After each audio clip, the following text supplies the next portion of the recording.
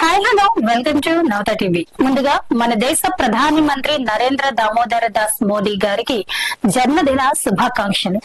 ఈ రోజు మన దేశ ప్రధాని నరేంద్ర మోదీ గారి జన్మదినం సందర్భంగా మోదీ గారి జీవితం, మోదీ గారి రాజకీయ నాయకులుగా ఎలా ఎదిగారు, ఆయన జీవిత చరిత్ర గురించి తెలుసుకునే ప్రయత్నం చేద్దాం. మోదీ గారు 1950 సెప్టెంబర్ 17న గుజరాత్ రాష్ట్రంలోని మెహంజా జిల్లాలోని వాద్నగర్ పట్టణంలో ఒక దిగువ మధ్య తరగతి కుటుంబంలో జన్మించిన ఒక బాలుడు, అదే నరేంద్ర మోదీ. ఇతను తల్లిదండ్రులు దామోదర్ దాస్ మోదీ మరియు హీరాబేన్ దంపతులకు 3వ సంతానంగా జన్మించారు. చిన్ననాటి జీవితం గురించి ఒక్కసారి తెలుసుకుందాం. చిన్ననాటి నుండి క్రమశిక్షణతో కష్టపడే స్వభావంతో మోదీ గారు పెరిగారు. పాఠశాల విద్యను వాద్నగర్ లోనే పూర్తి చేశాడు. తర్వాత ఢిల్లీ విశ్వవిద్యాలయం నుండి దూర విద్య ద్వారా రాజనీతి శాస్త్రంలో డిగ్రీ, గుజరాత్ విశ్వవిద్యాలయం నుండి పోస్ట్ గ్రాడ్యుయేషన్ సాధించాడు. ఈయన ఆర్ఎస్ఎస్ ప్రయాణం ఎలా జరిగిందో ఒకసారి చూద్దాం. 8 ఏళ్ల వయసులోనే ఆయన రాష్ట్రీయ స్వయం సేవక్ సంఘ్ ఆర్ఎస్ఎస్ తో పరిచయం అయ్యారు. విద్యార్థి దశలోనే వాద్నగర్ లో స్వయం సేవక్ గా శాఖలకు వెళ్తూ ఉండేవారు. 1970లో అహ్మదాబాద్ చేరుకుని ఆర్ఎస్ఎస్ లో చేరారు. కొద్ది కాలంలోనే కీలకమైన బాధ్యతలు చేపట్టారు. అయితే బీజేపీలోకి ఎలా ప్రవేశించారో ఒక్కసారి తెలుసుకుందాం. 1985లో ఆర్ఎస్ఎస్ ఆయనను భారతీయ జనతా పార్టీ బీజేపీకి పంపింది. అక్కడ తన కష్టంతో పాటు వ్యూహాలతో ఎదుగుతూ 1998లో పార్టీ ప్రధాన కార్యదర్శి అయ్యారు. గుజరాత్ ముఖ్యమంత్రి పదవి ఎలా వచ్చిందో చూద్దాం ఒకసారి. 2001లో మోదీ గుజరాత్ ముఖ్యమంత్రిగా నియమితులయ్యారు. త్వరలోనే శాసనసభకు ఎన్నికయ్యారు కూడా. అయితే 2002 గుజరాత్ లో అల్లర్ల గురించి ఒకసారి తెలుసుకుందాం. 2002లో గుజరాత్ లో జరిగిన అల్లర్ల సమయంలో ఆయన పరిపాలనపై తీవ్రమైన విమర్శలు వచ్చాయి. ఆ సమయంలో అధికారిక రికార్డుల ప్రకారం 1000 మందికి పైగా మరణించారు. వీరిలో 3/4 ముస్లింలు. స్వతంత్ర వర్గాలు ఈ సంఖ్యను 2000కు పైగా అంచనా వేశాయి. 2012లో సుప్రీంకోర్టు నియమించిన ప్రత్యేక దర్యాప్తు బృందం మోదీపై ప్రాసిక్యూషన్ చర్యలు తీసుకోవడానికి ఎటువంటి ఆధారాలు లేవని తేల్చేసింది. ముఖ్యమంత్రి కాలంలో ఆయన చేపట్టినటువంటి అభివృద్ధి చూద్దాం. ముఖ్యమంత్రి పదవీ కాలంలో ఆయన అభివృద్ధి, విమర్శలు, ముఖ్యమంత్రిగా ఆయన విధానాలు ఆర్థిక వృద్ధికి తోడ్పడినందుకు ప్రశంసలు పొందారు. అయితే ఆరోగ్యం, విద్య, పేదరికం తగ్గింపు వంటి రంగాల్లో ఆయన పరిపాలన విఫలమైందని విమర్శకులు అంటుంటారు.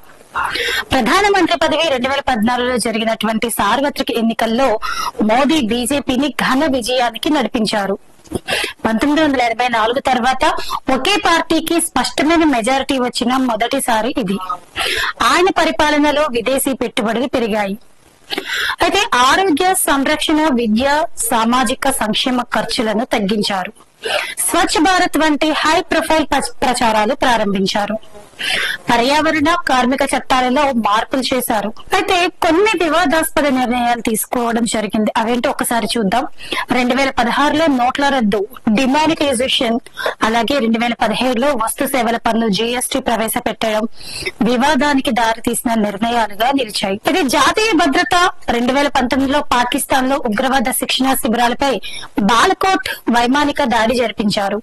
మరి ఈ చర్య జాతీయవాద ఆకర్షణను పెంచింది. ఆ తర్వాత జరిగిన 2019 ఎన్నికల్లో కూడా బీజేపీ ఘన విజయం సాధించింది. అయితే ఈయన 2వ ప్రధానమంత్రిగా ఆయన కాలం ఒకసారి చూద్దాం.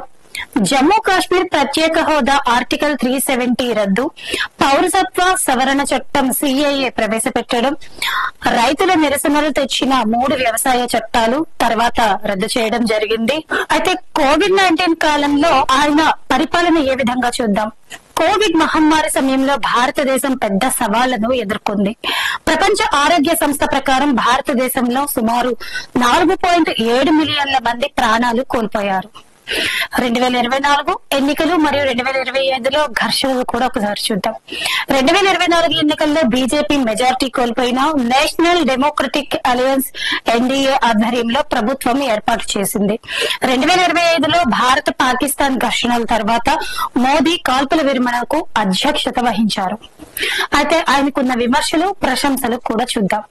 మోదీ పాలనలో ప్రజాస్వామ్యం వెనక్కి తగ్గిందని విమర్శలు వచ్చాయి.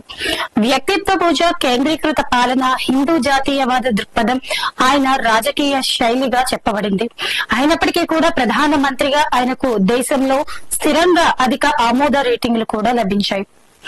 అయితే ఈయన వైవాహిక జీవితం గురించి ఒక్కసారి మనం చూసుకున్నట్లయితే 1968లో ఆయన వయసు సుమారు 17 సంవత్సరాలు ఉండగా కుటుంబ పెద్దల నిర్ణయంతో నరేంద్ర మోదీకి జశోదాబేన్ చిమిన్లాల్ మోదీ అనే యువతితో వివాహం జరిగింది. జశోదాబేన్ ఒక పాఠశాల టీచర్. మోడీ కుటుంబం మధ్యతరగతి కావడం వల్ల ఈ పెళ్లి సాధారణంగా పెద్దగా ఆర్భాటాలు లేకుండా జరిగింది. కానీ నరేంద్ర మోదీ మనసులో మాత్రం దేశ సేవ కళలు నిండిపోయి ఉన్నాయి. పెళ్లి జరిగిన కొద్ది కాలానికే ఆయన RSS రాష్ట్రీయ స్వయం సేవక్ సంఘ్ లో చేరి పూర్తి సమయం కార్యకర్తగా పనిచేయడం మొదలుపెట్టారు. దీనివల్ల ఆయన తన భార్యతో సాధారణ కుటుంబ జీవితం గడపలేకపోయారు. అతని జీవితం మొత్తం రాజకీయాలు, సామాజిక సేవ, దేశం కోసం అంకితమైపోయింది. తర్వాతి కాలంలో మోదీ పెద్ద నాయకుడిగా ఎదిగాక తన పెళ్లి విషయాన్ని ఎప్పుడూ దాచిపెట్టలేదు. 2014లో ప్రధానమంత్రిగా పోటీకి నామినేషన్ దాఖలు చేసినప్పుడు అధికారిక పత్రాల్లో తన భార్య జశోదాబేన్ పేరు నమోదు చేశారు. అయితే ఒక చిన్న గ్రామంలో చాయ్ అమ్మిన బాలుడు, అలాగే ప్రపంచంలోనే అతిపెద్ద ప్రజాస్వామ్య దేశానికి ప్రధానమంత్రిగా ఎదిగాడు. నరేంద్ర మోదీ జీవితం ప్రేరణాత్మకమైనదే కాదు, రాజకీయంగా అత్యంత వివాదాస్పదమైనది కూడా. చూసారుగా, మరి మన మోదీ గారు దేశ ప్రజల గురించి, దేశం గురించి ఆయన వైవాహిక జీవితాన్ని వదిలిపెట్టి ఆయన జీవితాన్ని దేశానికే అంకితం ఇచ్చిన మహానుభావుడు. ఆయన భగవద్గీతలో అయితే ఒక శ్లోకం ఉంది, పరిత్రాణాయ సాధూనాం వినాశాయ చ దుష్కృతం ధర్మ సంస్థాపనార్థాయ సంభవామి యుగే యుగే.